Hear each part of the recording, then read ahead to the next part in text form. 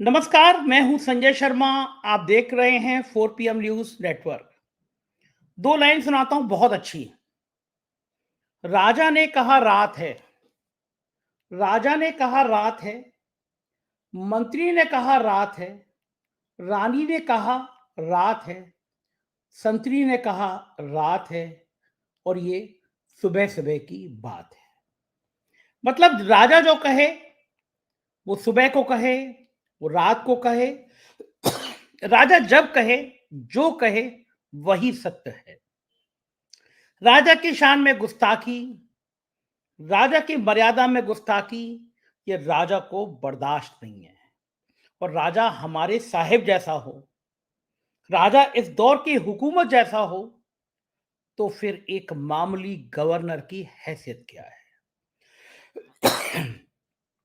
जम्मू कश्मीर के पूर्व राज्यपाल सत्यपाल मलिक को आंखें बंद करके उन 300 करोड़ की फाइल पर साइन कर देना चाहिए था जो अनिल अंबानी और संघ के प्रचारक रहे राम माधव की जुगल जोड़ी कराना चाहती थी।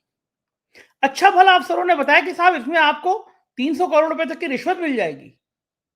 अब बताइए, क्या सतपाल मलिक की माथे पे पत्थर पड़े हुए थे? 300 करोड़ की रिश्वत मिलनी थी।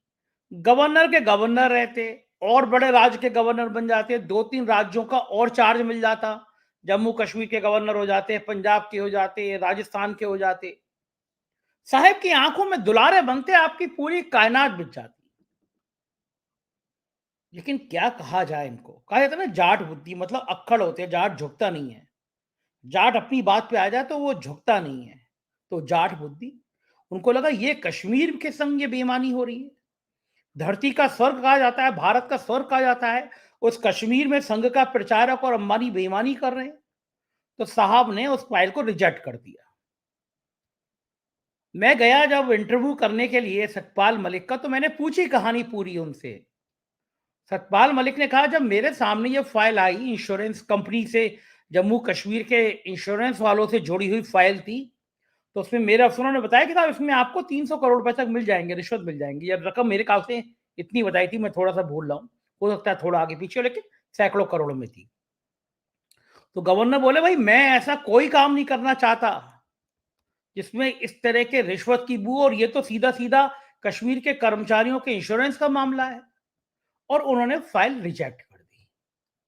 और बाद में सतपाल मलिक ने मुझसे मेरे इंटरव्यू में बताया कि सुबह ही सुबह 6 बजे राम माधव, संघ के बड़े प्रचारक, समझ लीजिए आप, संघ मतलब राष्ट्रीय स्वयं सेवक संघ, जो दिन रात कहता है कि हम राष्ट्र के लिए समर्पित हैं, हम भारत माता के लिए समर्पित हैं, हम इस देश के सर्वांगीण विकास के लिए समर्पित हैं।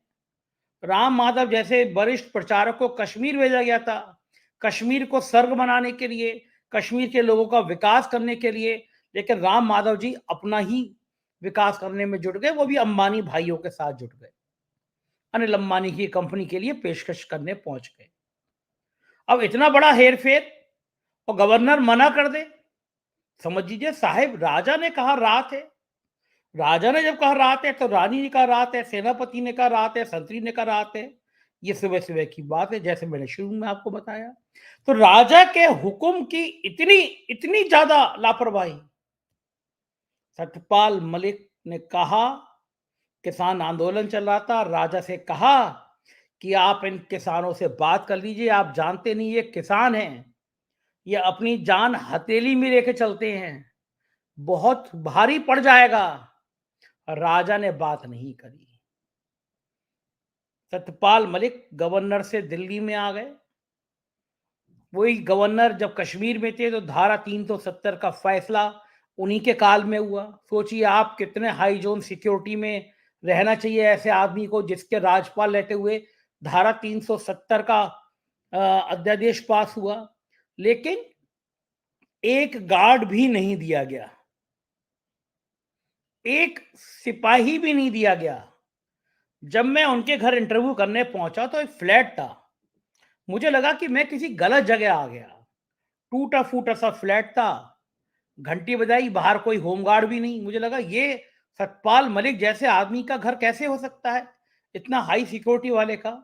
सत्यपाल मलिक ने के व्यक्ति ने को सहायक ने दरवाजा खोला। मैंने संकोचाते हुए पूछा कि क्या सतपाल मलिक जी का घर है? तो वो अंदर ले गए। मैंने उनका इंटरव्यू किया। मैं चौंका। यहाँ तक ही नहीं, इस शिकायत के बाद जब मामला तूल पकड़ा, पूरी दुनिया में ये बात फैली कि सतपाल मलिक ने ये आरोप लगाया है, कश्मीर के अंदर करोड़ों रुपए की हेरा-फेरी का संघ पे, अंबानी पे आरोप लगाया, तो मामला सीबीआई पे गया। अब आप बताइए मुझे, आप मेरे बड़े श्रोती, बड़े अच्छे सुधी मेरे दर्शक हैं, क्या करना चाहिए था सीबीआई को? सीबीआई को राम माधव को बुलाना चाहिए था, अंबानी के कंपनी को बुलाना चाहिए था, अनिल अंबानी को बुलाना चाहिए था, पूछना चाहिए था ये 300 करोड़ रुपए जो रिश्वत देने की बात आई, ये 300 करोड़ रुपए लाते कहाँ से? ऐसा नहीं हुआ।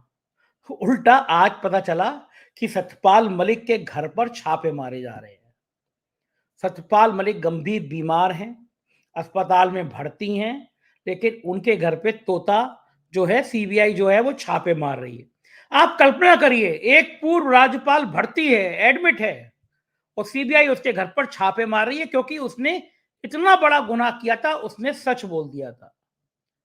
आज इस खबर ने सबको विचलित कर दिया और तब समझ में आया, चूंकि किसान आंदोलन फिर शुरू हो गया, लगातार सतपाल मलिक किसानों के पक्ष में बयान दे रहे थे, तो उनकी जबान बंद करने के लिए एक ही चारा है कि राम माधव अनिल अंबानी की जगह उनसे पूछताछ की जाए।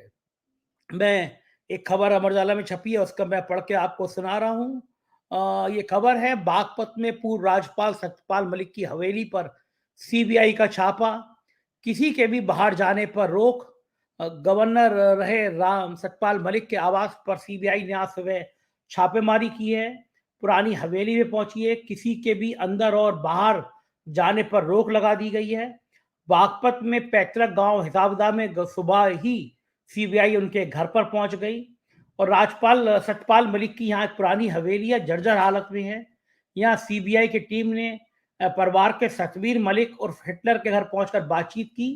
सतपाल मलिक की संपत्तियों और अन्य जानकारी जुटा रही है कि क्या क्या प्रॉपर्टी है उनके, और किसी को भी अंदर घुसने से मना कर दिया गया है। और ये खबर आई है कि सतपाल मलिक के उनके सहयोगियों के 30 से ज्यादा ठिकानों पर छापामारी करी है और दिल्ली में भी ये छापे चल रहे हैं। और बहुत ये जो मामला है, सीबीआई ने हाइड्रो पावर प्रोजेक्ट के मामले में ये छापा मारा है। बीमा घोटाले में सीबीआई मलिक के खिलाफ पहले भी पूछताछ कर चुकी है।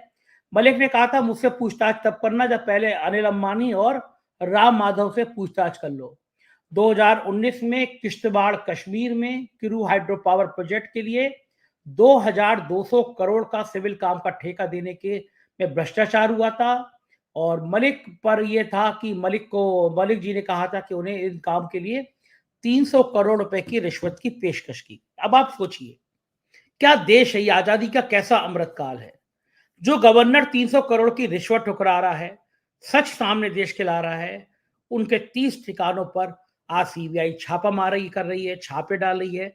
वो गवर्नर गंभीर हालत में अस्पताल में भर्ती है, बहुत उम्र है, हो गई है, चलने फिरने में परेशानी है उनको। और बहुत दर्दनाक है ये कि मुझे याद आता है कि पहले एक पूर्व मुख्यमंत्री थे, उनकी बेटी की शादी हो रही थी। अब आप सोचिए, सत्ता कितनी निर्मम है और राजनेता कितने निर्मम हो गए इस दौर के। दुश्मन की बेटी की अभी शादी होती है तो मैं और आप उस बेटी के मंगल कामना की कामना करते हैं और बेटी का घर अच्छा रहे ये कहते हैं। किसी दुश्मन की बेटी का भी हम और आप कभी बुरा नहीं सोच सकते, उसके काम में व्यवधान नहीं सोच सकते। मैं दावा कर रहा हूं, आप में से शायद ही कोई होगा जो दुश्मन की बेटी की शादी हो रही हो और ये सोचे कि ये बेटी की शादी में विघ्न हो जाए। ये माना जाता है कि कन्या की शादी हो रही है तो आप जितना उसका सहयोग कर सको करो। लेकिन इसी सत्ता ने एक मुख्यमंत्री के यहाँ हिमाचल में जब उसकी बेटी की शादी हो रही थी तो वहां इनकम टैक्स के छापे पड़वा दिए थे शादी के दिन। ये कौन लोग हैं? ये कहां से आते हैं? ये अहंकार कहां से आता है? मैं आज तक समझ नहीं पाया। समझने की कोशिश करता हूं दो खास मेहमानों से जो आज के इस दौर में अपने सच बोलने के लिए, अपना तीखा तीखा बोलने के लिए और रीढ़ की हड्डी सीधा करने के लिए जाने जाते हैं। मैं परिचय करा रहा हूं प्रोफेसर अखिल स्वामी जी से। अखिल जी मैनेजमेंट के प्रोफेसर रहे हैं, हजारों लाखों बच्चों के प्रेरणा का स्रोत रहे हैं, नैतिकता की उन्होंने प्रेरणा दी है लोगों को। और अजय शुक्ला जी एक ऐसा बहादुर पत्रकार जो उत्तर प्रदेश के कई बड़े अखबारों में संपादक रहे और कई चैनलों की, और एक चैनल ऐसा था जिसके 18 चैनल रीजनल चैनल थे, उनके ग्रुप एडिटर थे अजय शुक्ला जी। लेकिन जब उनसे कहा गया कि सच दिखाना जरूरी नहीं है, थोड़ा कंप्रोमाइज करिए, सत्ता के खिलाफ मत जाइए, तो उन्होंने नौकरी छोड़ दी और कहा कि मैं पत्रकार हूं, मेरी कलम बिक नहीं सकती। ये दो खास मेहमान हैं। मैं बातचीत शुरू करूं उससे पहले सतपाल मलिक का वो छोटा सा इंटरव्यू का कुछ अंश दिखाता हूं जो मैंने सतपाल मलिक से बात की थी और जिसमें उन्होंने ये खुलासे किए थे। आना ज्यादा बड़ा था या फिर वास्तव में कश्मीर को आतंकवाद से मुक्त कराना ज्यादा बड़ा मुद्दा था? नहीं, आतंकवाद से मुक्त कराने के लिए 370 नहीं हटाई थी। 370 तो चूंकि इनका प्लैंक था, ये हर चुनाव में बोलते थे, इनके घोषणा पत्र में था, वो तो अपने वोटर को अपीज करने का था। एक बड़ा मुद्दा बार बार आपसे पूछा जाता है, हर इंटरव्यू में पूछा जाता है, राम माधव और अंबानी की फाइल्स का। सीबीआई ने भी आपको बुलाया और कई घंटे आपसे पूछताछ की। क्या क्या पूछा आपने, कुछ बता सकते हैं? देखिए, जिनसे पूछताछ करनी चाहिए उनसे तो करी नहीं। मैं तो शिकायत करता था, मेरे से क्या पूछताछ करनी, उनसे करो जिनका मैंने नाम लिया, उनसे नहीं किया अभी तक। मेरे से पूछा कैसे क्या बताया मैंने, वो डाइवर्ज करना मेरे लिए ठीक नहीं। आपका इशारा था कि राम माधव और अनिल अंबानी से पूछताछ नहीं की गई। करनी चाहिए। क्या गवर्नर लोगों को वास्तव में इतने रुपए मिलते हैं जितने आपने बताया 300 करोड़ रुपए फाइल क्लियर करने के लिए? कश्मीर में एक ट्रांसफर के 50 लाख रुपए मिलते हैं। इतना पैसा है कश्मीर में? कश्मीर में इतना पैसा है और इतना ही करप्शन है। इस 370 के हटने के बाद कुछ जानकारी है, करप्शन बढ़ा है, कम हुआ है? मैं नहीं कह सकता, क्योंकि मैं तो 1 महीने बाद चला आया था। तो कश्मीर में इतना पैसा क्यों मिलता है, किस बात के लिए मिलता है?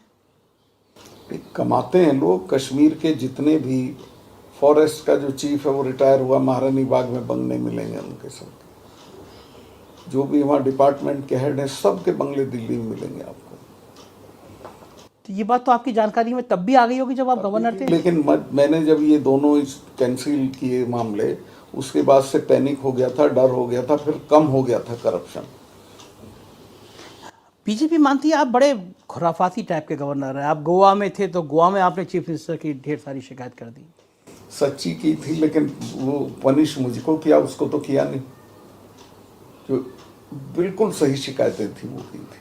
वहाँ क्या था मामला? पूछते हो, ठीक नहीं है इस वक्त कहाँ हो रहा।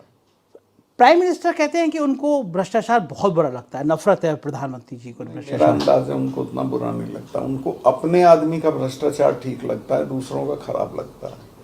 अपने आदमी को छूट दी जाती है।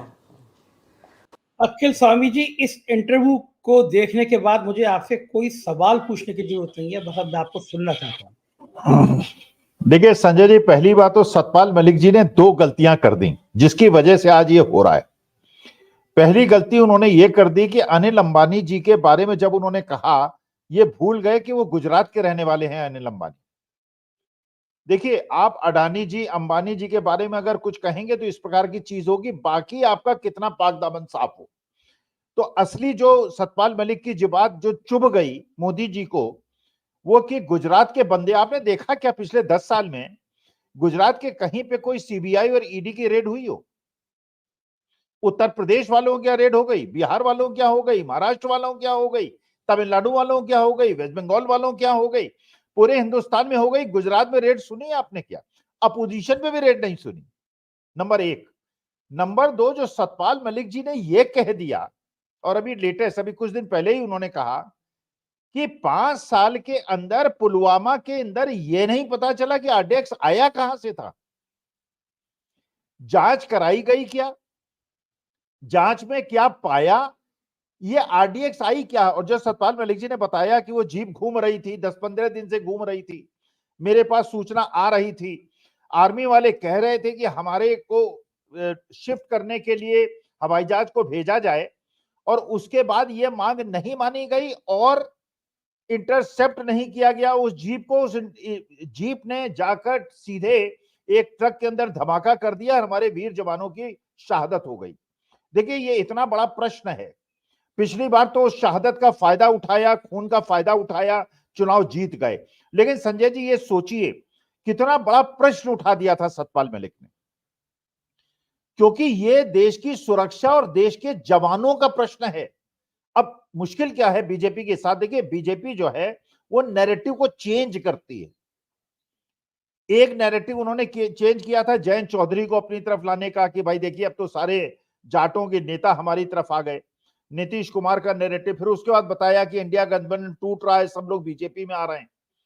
अब मुश्किल क्या हुई कि जो पंजाब के अंदर हो रहा है, जहां कीले गाड़ी गई, जहां पे चट्टाने खड़ी की गई, वहां पे एक नैरेटिव बन रहा है ये तो किसान विरोधी हैं, ये तो पहले मुसलमानों को अलग करते हैं, फिर क्रिश्चियनों को अलग करते हैं, अब सिखों को अलग करते हैं, फिर किसानों को अलग करते हैं, फिर यादवों को अलग करते हैं, फिर जाटों को अलग करते हैं। अरे भैया सबको अलग कर दोगे तो देश में बचेगा कौन? पूरे देश को तुम छिन्न भिन्न कर दोगे क्या? अच्छा, जैसे आपने कहा कि जाट झुकता नहीं है, देखिए जाट भी दो प्रकार के होते हैं। जैसे हिंदू दो प्रकार का होता है, हिंदुस्तानी दो प्रकार का होता है, मुसलमान दो प्रकार का होता है, वैसे जाट भी दो प्रकार के होते हैं। देखिए हम आप जितने बैठे हैं सब हम लोग जो है देशभक्त हिंदुस्तानी हैं। हम चाहते हैं देश के अंदर एकता हो, संगठन हो, सब धर्म और संप्रदाय और जातियां मिल के काम करें। और एक प्रकार के वो हिंदुस्तानी होते हैं जो हिंदुस्तानियों को बांटने का प्रयास करते हैं, साउथ और नॉर्थ के बीच में बांटने का प्रयास करते हैं, हिंदू मुसलमान सिख ईसाई, जहां यादव जाट जो उन्हें लगता है कि हमारे खिलाफ है उसके खिलाफ वो दुष्प्रचार करना शुरू कर देते हैं। इसी प्रकार जाट भी दो प्रकार के हैं। देखिए एक है चौधरी देवीलाल हुआ करते थे, चौधरी छोटू राम हुआ करते थे, चौधरी चरण सिंह हुआ करते थे, वो थे जाट जिनको हम कहते हैं, जो हमारे क्षेत्र में जिनका हम मान सम्मान था। और एक जाट है जयंत चौधरी, जो कहते थे कि साहब चवन्नी नहीं हुआ, वो चवन्नी भी चल गए आज की तारीख में। और अब सुनिए जयंत चौधरी की राजनीति की समझ, चौधरी चरण सिंह की राजनीति मैंने देखी, अजीत सिंह की राजनीति मैंने देखी, जयंत चौधरी की राजनीति। अब ये निर्णय नहीं ले पा रहे हैं कि एनडीए में जाऊं या इंडिया में आ जाऊं। अब उनकी सारी चौधराहट ठंडी हो गई, क्योंकि वेस्टर्न यूपी के अंदर संजय जी आज की स्थिति यह है, सतपाल मलिक हॉस्पिटल में भर्ती भी अगर चुनाव लड़ जाएंगे, उनके अपोजिशन वाले की जमानत जब्त हो जाएगी। आज के तारीख में जिस प्रकार से उनको बदनाम करने का इन्होंने प्रयास किया है, सतपाल मलिक को पूरे हिंदुस्तान की सहानुभूति मिलेगी। अब ये नैरेटिव चेंज करना चाह रहे थे कि हरियाणा ने पंजाब के अंदर घुस के कैसे कीलें गाड़ दी, अब नैरेटिव चेंज हो गया। और आपके जितने कमेंट्स में देख रहा हूं, आपके श्रोता और दर्शक देख रहे हैं, सारे के सारे सतपाल मलिक जी के साथ अपनी सद्भावना और उनके साथ एकजुटता दिखा रहे हैं। बीजेपी के सपोर्टर्स भी आज की तारीख सदमे में है संजय जी। उधर नीतीश कुमार फिर पलटी मारने के चक्कर में है। अखिलेश यादव और राहुल गांधी का जो समझौता हुआ है और राजा भैया का उसके अंदर इंक्लूजन हो गया है, और चंद्रशेखर के लिए भी सीटें हो गई हैं, महाराष्ट्र के अंदर भी मामला बढ़िया हो गया है।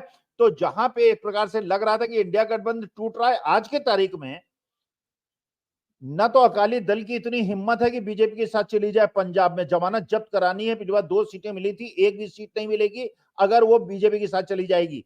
बीएसपी ने अकाली दल का साथ छोड़ दिया। पूरी तरह से बीजेपी गठबंधन, जो मेरी बात कहता हूं लोगों को आश्चर्य होता है, मुझे लग रहा है इंडिया गठबंधन की रणनीति, और 2 दिन के अंदर संजय जी आपको मुझसे ज्यादा सूचना होंगी। आप देखिएगा दिल्ली में भी समझौता हो जाएगा अरविंद केजरीवाल का। और ये मैं जानता हूं क्योंकि दिल्ली के बाद बैठा हूं, अरविंद केजरीवाल और कांग्रेस का समझौता अगर हुआ, 7 में से 1 सीट को ये बीजेपी नहीं जीतेगी। पिछली बार 7 की 7 मिली थी। मोदी जी प्रधानमंत्री नहीं बन रहे हैं, डंके की चोट पे नहीं बन रहे हैं, गांवों के अंदर किसान कील ठोक देंगे, ऐसे ही बोल्डर्स लगा देंगे, ट्रैक्टर्स लगा देंगे, इनकी मर्सिडीज और ऑडी और फॉर्च्यूनर अंदर नहीं घुस पाएगी। तो मुझे ऐसा लगता है कि सतपाल मलिक की कद को इन्होंने बढ़ा दिया है और गुजरात के अनिल अंबानी के कद को घटा दिया है। बिल्कुल ठीक कह रहे हैं। और बहुत खराब है कि कोई व्यक्ति सच बोल रहा है तो सच इतना चुभ रहा है।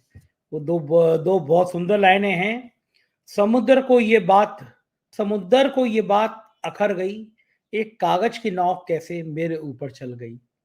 अजय शुक्ला जी, क्या साहेब को बुरा लग गया कि सच क्यों बोल दिया? क्या इस देश में इस लोकतंत्र के लिए ये उचित है कि कोई गवर्नर 300 करोड़ की रिश्वत ठुकरा रहा है, सच बोल रहा है, बीमार है, गंभीर हालत में है, हॉस्पिटल में एडमिट है, उसके घर पे सीबीआई के छापे डाले जा रहे हैं, एक से एक बड़ा भ्रष्टाचारी। प्रधानमंत्री ने महाराष्ट्र में सीना ठोक के कहा था कि 70,000 करोड़ का जो भ्रष्टाचार किया जेल में दिखेंगे। 24 घंटे बाद वो महाराष्ट्र के डिप्टी सीएम बन गए। आज जो सतपाल मलिक के साथ हो रहा है उस पर आपका क्या कहना है? पहली बात तो ये कि संजय जी, नरेंद्र मोदी को सच पसंद कब था? मैं तो आज के नरेंद्र मोदी को नहीं जानता हूं। मैं उस नरेंद्र मोदी को जानता हूं जो संगठन मंत्री था चंडीगढ़ में, और मैं उन दिनों ब्यूरो चीफ हुआ करता था एक अखबार का। निश्चित रूप से उस समय जब उनको कोई पूछता नहीं था, क्योंकि यहां पे तो वैसे भी तब तो बीजेपी की कोई औकात नहीं थी, और स्थिति ये थी जब कोई नहीं पूछता था तो मजबूरी में अरे थोड़ा सा ही छाप दो, कहीं नाम ही लगा दो, कुछ कर दो, तो आके दसियों बार बैठते थे। तो उस दौर का मैं जानता हूं। तो तमाम झूठे ड्रामे करते थे। कहें तो हम ये कहें ये तो बिल्कुल झूठ है, कह रहे इसी बहाने कम से कम कोई लोग कुछ बोलेंगे तो मेरा नाम तो होगा। तो आप समझिए उस तरह की सोच वाला व्यक्ति क्या करेगा और क्या होगा, आप समझ सकते हैं। और आपने खुद ही जब इंटरव्यू लिया तो सतपाल मलिक साहब ने कहा ही कि वो किस तरीके से वो, तो निश्चित रूप से नरेंद्र मोदी सरकार को वो भ्रष्टाचारी ही प्रिय है, और बहुत प्रिय है, प्रिय नहीं है बहुत प्रिय है, जो उनके अपने हो जाते हैं। और यदि मान लीजिए दूसरा व्यक्ति भ्रष्टाचारी ना भी हो, हल्का सा कहीं से आरोप लगा दे, वो खुद बेचारा शिकायत कर दे, तो उसको घेर लेंगे। और वही हो रहा है सतपाल मलिक के। नहीं तो साहब, जो आदमी को पैसा लेने की बजाय कह रहा है कि साहब हम ये उसकी शिकायत कर रहा है, उसका विरोध कर रहा है, उस आदमी के यहां सीबीआई रेड, फिर तो ये समझ में आता है कि हाँ क्या सोच है और क्या करना चाहता है। एक घटना का जिक्र करूंगा। अटल बिहारी वाजपेयी की सरकार में शत्रुघ्न सिन्हा शिपिंग मिनिस्टर थे, और उनके एक सेक्रेटरी हुआ करते थे सत्यगोपाल। उन्होंने मुझे ये बात बताई। उन्होंने कहा कि एक कोई टेंडर से रिलेटेड कुछ मसला था कि निकला था, कई हजार करोड़ का प्रोजेक्ट था, तो उसके लिए नेस वाडिया इंटरेस्टेड थे। तो नेस वाडिया ने बुलाया मतलब मंत्री को बुलाया, और डायरेक्शन हुआ उन्हें ऊपर से कि आप उनसे जाइए, उनके प्रोजेक्ट को एक बार देखिए वो क्या करना चाहिए। तो वो बताएं कि हम गए उनके घर में मुंबई में। जब पहुंचे तो बड़ी देर तक तो मतलब अंदर ही गाड़ी चली, इतना बड़ा घर है। उसके बाद में घर में बड़ा भारी थिएटर लगा था, उसी में उनका प्रेजेंटेशन दिया गया कि वो क्या करना चाहते हैं, वो कैसे है। सब देखने के बाद में अंत में आया कि हमें क्या करना है।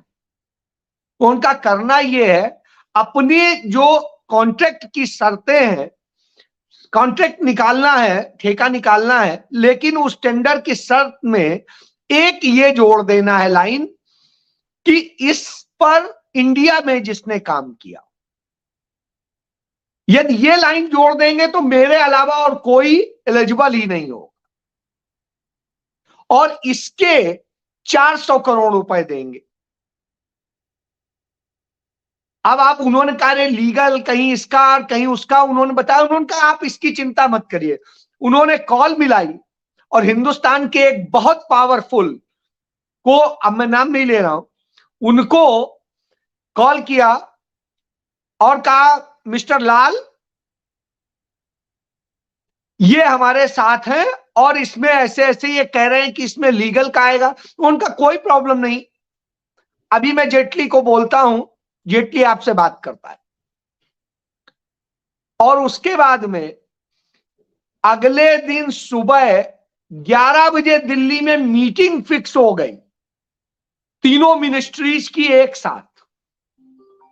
आप इससे समझ सकते हैं भ्रष्टाचारियों के नेटवर्क कितने बड़े होते थे और किस तरह से होते थे और कैसे मैनेज होते थे।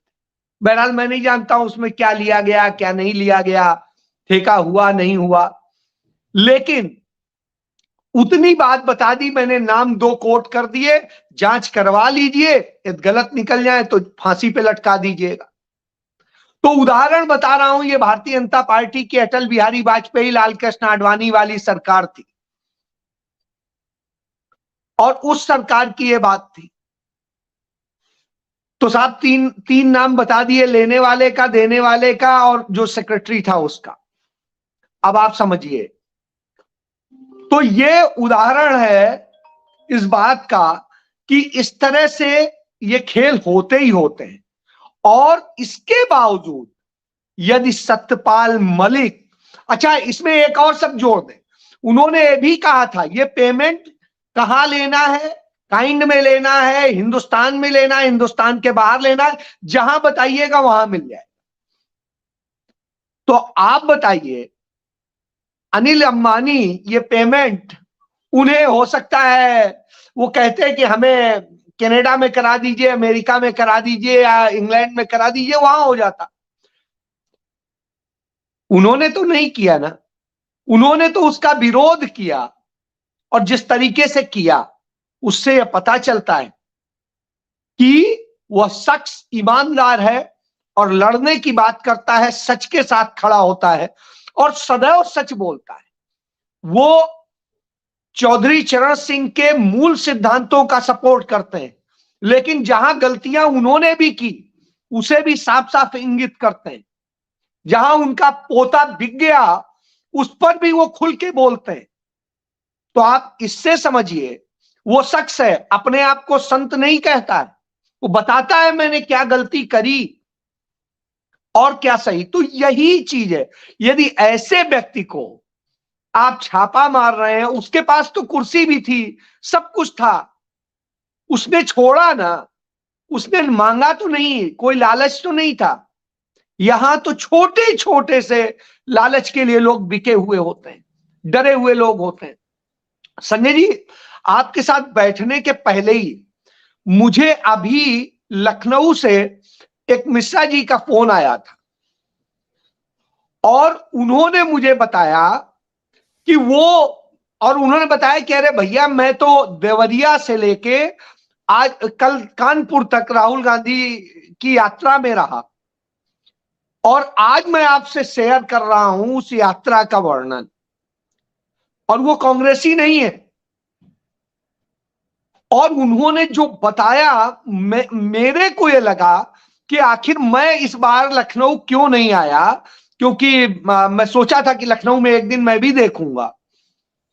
तो मेरा ये मन हो रहा है कि मैं कल जो है निकल लूं और मुरादाबाद परसों देखूं जाके।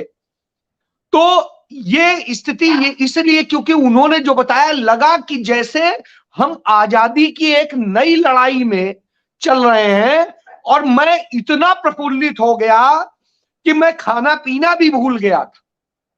और वो कोई ये नहीं है कि जवान व्यक्ति है, उनकी उम्र है 60 के ऊपर। अब आप इससे समझिए, वो शख्स, अब मैं उनके बेटे का नाम इसलिए नहीं बता रहा हूं क्योंकि उसकी बेचारे की नौकरी खतरे में आ जाएगी, तो मैं ये बता रहा हूं कि उनका बेटा एक बड़ी अच्छी पोजीशन में नौकरी कर रहा है। तो ऐसी स्थिति में उन्होंने अपने बेटा उनको बार बार फोन करके पूछे, पापा दवा ली कि नहीं ली? कहे मैं दवा आवा की मुझे इतने दिन जरूरत नहीं पड़ी। तो मतलब आप ये सोचिए, तो यही बात सतपाल मलिक साहब ने कही थी जब राहुल गांधी से मिले थे। एक एक बात बताई थी उन्होंने, इस भ्रष्टाचार की भी बात बताई थी, ये भी बताई थी, और कहा था आप बहुत सही कर रहे हो, ये लड़ाई ऐसे ही लड़नी है। और वही बात उन्होंने कही, वही बात मैं जस्टिफाई कर रहा हूं कि राहुल गांधी किसी से वोट नहीं मांग रहे, राहुल गांधी तो असल में जागरूक कर रहे हैं सच के साथ। अब आपकी मर्जी, आपको क्या करना है। तो बड़ी बात है, यही काम तो कर रहे थे सतपाल मलिक। उन्होंने गवर्नर की कुर्सी छोड़ के इस देश के किसानों को जागरूक किया, इस देश के युवाओं को जागरूक किया।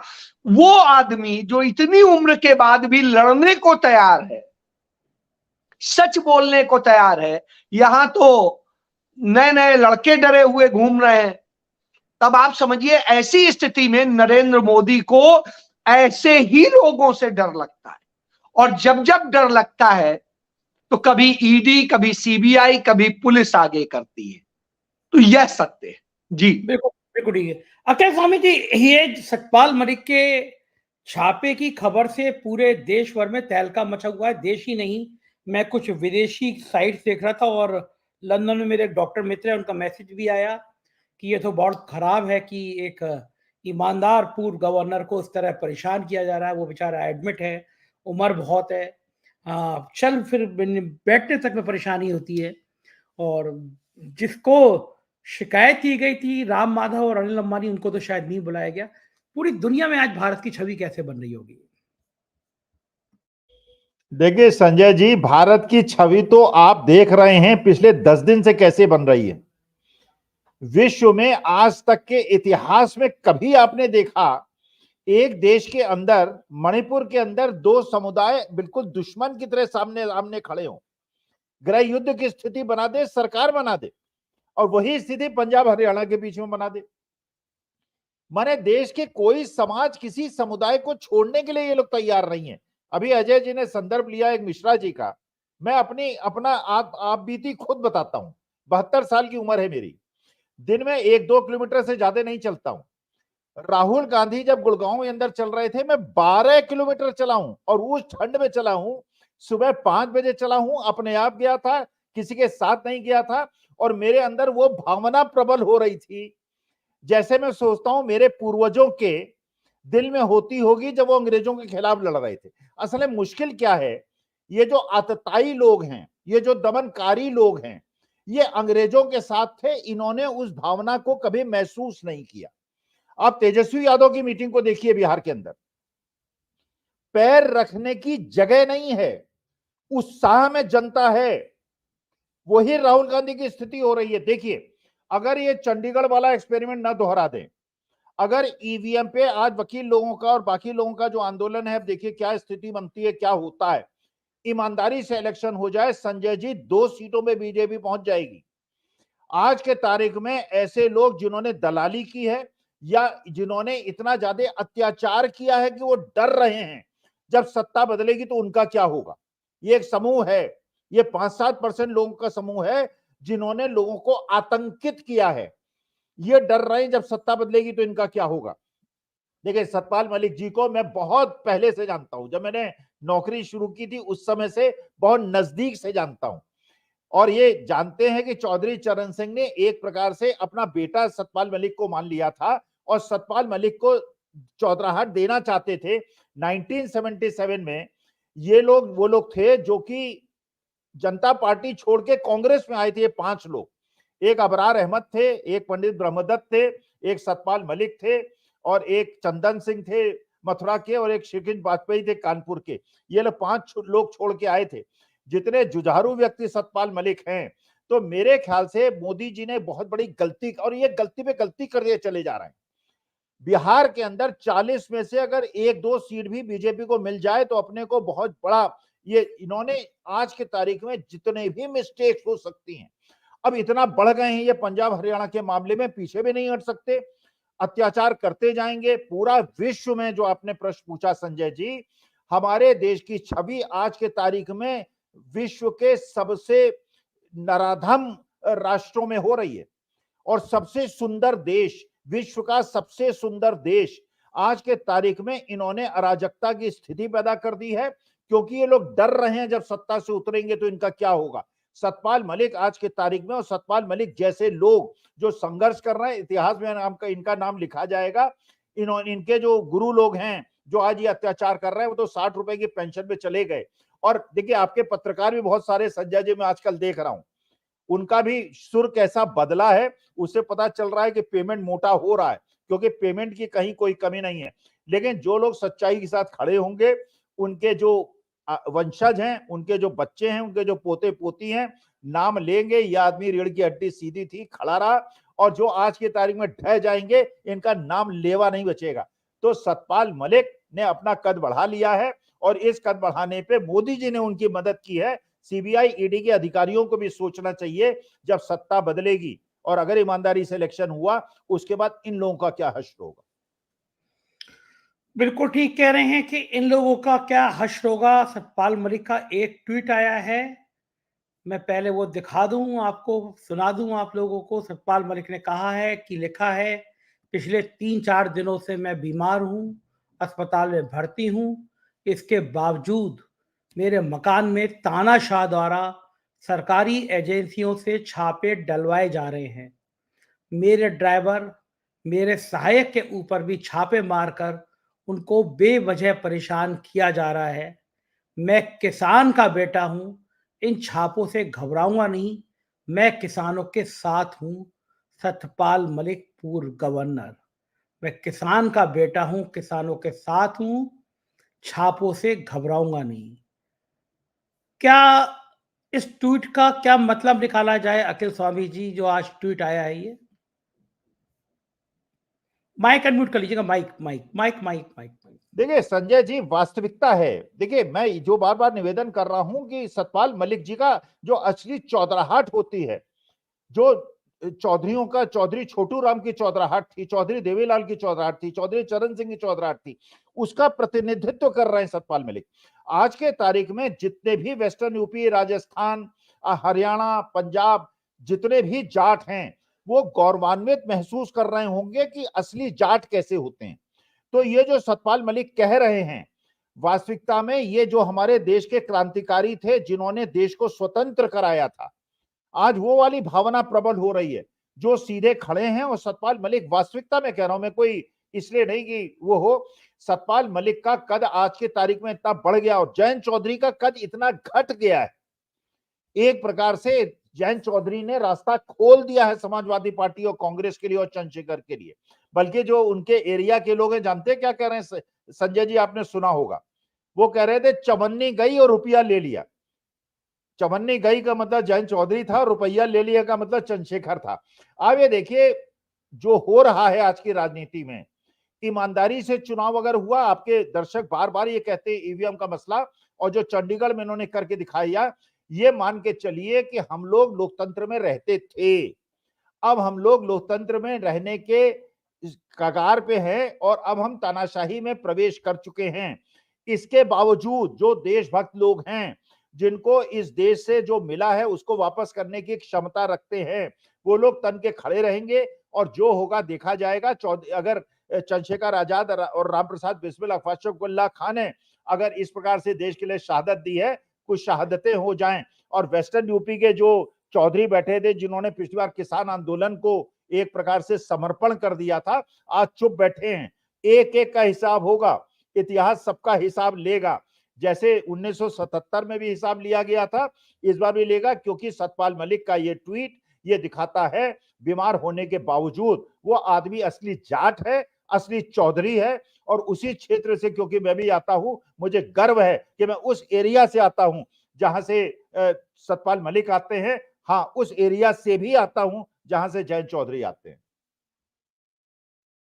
तो ठीक कह रहे हैं। मैं दर्शकों को एक बार फिर ये ट्वीट पढ़ के सुना दूं, फिर अजय शुक्ला जी से इसका मतलब पूछूंगा कि इसके लिए गंभीर अर्थ क्या होते हैं, इस ट्वीट के भाव क्या होते हैं।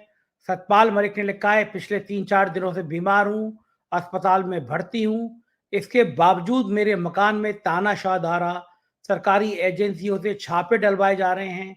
मेरे ड्राइवर, मेरे सहायक के ऊपर भी छापे मारकर उनको परेशान किया जा रहा है। मैं किसान का बेटा हूं, छापों से घबराऊंगा नहीं, मैं किसानों के साथ हूं। सतपाल मलिक। अजय जी, ये जो लाइन कही है उन्होंने कि तानाशाह से डरूंगा नहीं, घबराऊंगा नहीं, इस लाइन के बड़े गंभीर मतलब होते हैं। आप जरा समझाइए, तानाशाह से डरूंगा नहीं, इस लाइन के आज के संदर्भ में क्या मतलब है? Mike mic mike. Sanjay ji, तानाशाह जिस तरीके से कर रहा है, ये किसी से आप नाम ले लीजिए, सिर्फ तानाशाह कहिए, वो खुद बता देगा आज की डेट में कौन है, उसका नाम बता देगा।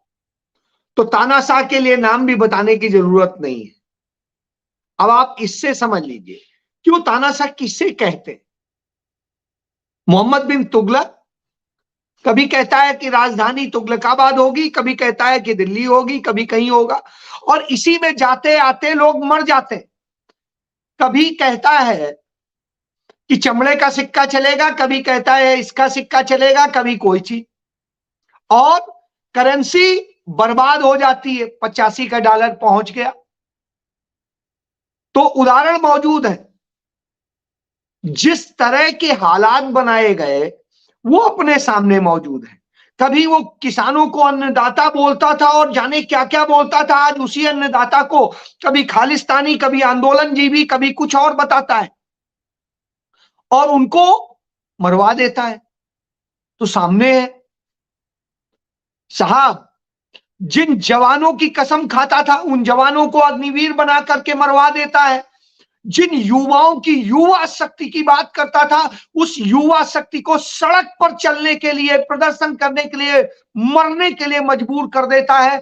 वो अपने रोजगार की बात कर रहे हैं, वो अपनी नौकरियों की बात कर रहे हैं और उनकी बात कर रहे हैं जिनके वो योग्य हैं।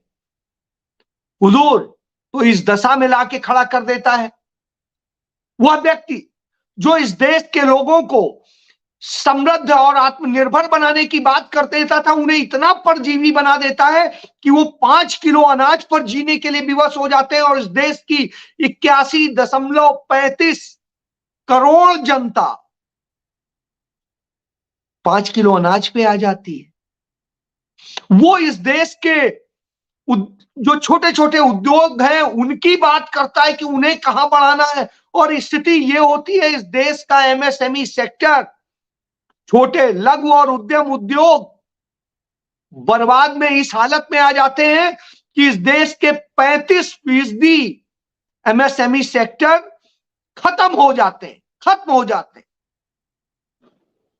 ये सोचिए, वो बात करता है जब स्किल इंडिया की, तो हुजूर 85% स्किल इंडिया पे किया गया जितना खर्च है वो सब बर्बाद हो जाता है। अपने जीवन को बर्बाद कर लेते हैं जो इस प्रोजेक्ट में लगते हैं।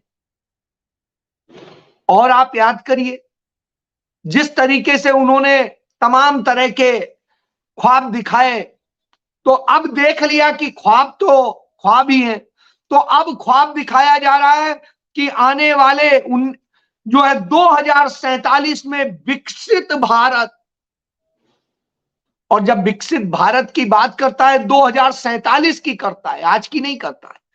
महिलाओं को हक देने की बात करता है तो कहता है तब जब ये सारी जनगणना हो जाएगी, फिर महिलाओं का वो निकलेगा, फिर परिसीमन होगा और फिर कहीं कुछ मिलेगा। यानी सपना देखते रहिए, सजोए रहिए कि महिलाओं को ये मिल गया। सपने में, ख्वाबों में जीजिए और भीख मांग के खाइए। लाइन लगा लीजिए हमारे आगे याचक की तरह से कि हुजूर कुछ दे दो, हम रोटी खा लें, बस आपकी जय हो। तो वो है। और जब उसके इस ख्वाब का कोई खुलासा करता है तो वो सीबीआई के, ईडी के, इनकम टैक्स के और पुलिस के छापे डलवाता है, लोगों के ऊपर अत्याचार करता है। तो साहब बगैर कोई कानून नहीं, कुछ नहीं। एक घटना अभी दिल्ली से सटे हुए गाजियाबाद की है। डॉली शर्मा के घर पे जिस तरीके से अचानक एकदम से पुलिस पहुंची, उनके घर का सामान उठा के पता नहीं कब बाहर कर दिया। वो और वो अपने बेटे को लेके कह रही है, बताइए ये महिला की वो बात है। हम इतने सालों से यहाँ रह रहे हैं, इसके सारे कागज मौजूद हैं, हमसे कोई बात ही नहीं हो रही। तो ये सारी चीजें उदाहरण है इस बात का कि यह सरकार निकम्मी है, यह प्रधानमंत्री मक्कार है। और जब प्रधानमंत्री के पद पर बैठा व्यक्ति मक्कार हो, जो खुद की तुलना तो नेहरू से करे लेकिन उनके पांव का धोवन भी ना हो, तो उसको एक भी शब्द चुभता है किसी का, और चुभता है तो छापा मारने, अरे भैया आओ मेरे घर में खूब मारो आके, जो निकाल ले जा पाओ निकाल लो, खुला रहेगा तुम्हें दरवाजा मिलेगा। तो वही स्थिति सतपाल मलिक की है। आप तो घर गए, आपने देखा उनके यहां अरे जो देखना है देख लो, खुद ही रख जाओ, कुछ रख जाओ आके, ज्यादा अच्छा है, मिलेगा कुछ नहीं। जी संजय। कुछ दर्शक लिख रहे हैं, वो एक बार फिर से वो छोटा सा 2 मिनट का इंटरव्यू देखना चाहते हैं सतपाल मलिक का। मैं एक बार फिर दिखवा दे रहा हूँ उनको, फिर आपके आना आखिर में ज्यादा comment बड़ा था या फिर वास्तव में कश्मीर को आतंकवाद से मुक्त कराना ज्यादा बड़ा मुद्दा था? नहीं, आतंकवाद से मुक्त कराने के लिए 370 नहीं हटाई थी। 370 तो चूंकि इनका प्लैंक था, ये हर चुनाव में बोलते थे, इनके घोषणा पत्र में था, वो तो अपने वोटर को अपीज करने का था। एक बड़ा मुद्दा बार बार आपसे पूछा जाता है, हर इंटरव्यू में पूछा जाता है, राम माधव और अंबानी की फाइल्स का। सीबीआई ने भी आपको बुलाया और कई घंटे आपसे पूछताछ की। क्या क्या पूछा आपने, कुछ बता सकते हैं? देखिए, जिनसे पूछताछ करनी चाहिए उनसे तो करी नहीं। मैं तो शिकायत करता था, मेरे से क्या पूछताछ करनी, उनसे करो जिनका मैंने नाम लिया, उनसे नहीं किया अभी तक। मेरे से पूछा कैसे क्या बताया मैंने, वो डाइवर्ज करना मेरे लिए ठीक नहीं है। आपका इशारा था कि राम माधव और अनिल अंबानी से पूछताछ नहीं की गई। करनी चाहिए। क्या गवर्नर लोगों को वास्तव में इतने रुपए मिलते हैं जितने आपने बताया, 300 करोड़ रुपए फाइल क्लियर करने के लिए? कश्मीर में एक ट्रांसफर के 50 लाख रुपए मिलते हैं। इतना पैसा है कश्मीर में? कश्मीर में इतना पैसा है और इतना ही करप्शन है। इस 370 के हटने के बाद कुछ जानकारी है, करप्शन बढ़ा है, कम हुआ है? मैं नहीं कह सकता, क्योंकि मैं तो 1 महीने बाद चला आया था। तो कश्मीर में इतना पैसा क्यों मिलता है, किस बात के लिए मिलता है? कमाते हैं लोग। कश्मीर के जितने भी फॉरेस्ट का जो चीफ है वो रिटायर हुआ, महारानी बाग में बंगले मिलेंगे उनके सबके। जो भी वहाँ डिपार्टमेंट के हेड हैं सबके बंगले दिल्ली में मिलेंगे आपको। तो ये बात तो आपकी जानकारी में तब भी आ गई होगी जब आप गवर्नर थे। लेकिन मैंने जब ये दोनों कैंसिल किए मामले, उसके बाद से पैनिक हो गया था, डर हो गया था, फिर कम हो गया था करप्शन। बीजेपी मानती है आप बड़े खुराफाती टाइप के गवर्नर हैं। आप गोवा में थे तो गोवा में आपने चीफ मिनिस्टर की ढेर सारी शिकायत कर दी। सच्ची की थी, लेकिन वो पनिश मुझको किया, उसको तो किया नहीं। जो बिल्कुल सही शिकायतें थी वो की थी। वहाँ क्या था मामला? पूछते अब ठीक नहीं है इस वक्त कहाँ हो रहा है। प्राइम मिनिस्टर कहते हैं कि उनको भ्रष्टाचार बहुत बुरा लगता है, नफरत है प्रधानमंत्री जी को मेरा भ्रष्टाचार। अंदाज है उनको उतना बुरा नहीं लगता। उनको अपने आदमी का भ्रष्टाचार ठीक लगता है, दूसरों का खराब लगता है। अपने आदमी को छूट दी जाती है। तो ये था वो बयान, और सुना है कि कार्रवाई अभी भी जारी है, छापामारी जारी है। बहुत बहुत शुक्रिया अखिल स्वामी जी, अजय शुक्ला जी, आपने इस विषय पे हमसे बातचीत करी। हम लोग इस खबर का जो अपडेट होगा वो देते रहेंगे। धन्यवाद आपका। तो हम लोग बात कर रहे थे अभी कि किस तरह जम्मू कश्मीर के पूर्व राज्यपाल सतपाल मलिक के घर पर छापे मार रही है सीबीआई, क्योंकि उन्होंने एक बड़े रैकेट का खुलासा कर दिया था, जिसके तार संघ के प्रचारक से भी जाकर जुड़ते थे। आपसे रिक्वेस्ट है कि अगर आपको बातचीत पसंद आई हो तो चैनल को ज्वाइन जरूर कीजिएगा, सब्सक्राइब करिएगा। हमारे राज्यों के चैनल हैं 4PM यूपी, बिहार, गुजरात, महाराष्ट्र, राजस्थान, कर्नाटक, मध्य प्रदेश, महाराष्ट्र, और 4PM बॉलीवुड, उन्हें भी सब्सक्राइब करिएगा, अपनी राय से अवगत करिएगा। शुक्रिया, थैंक यू।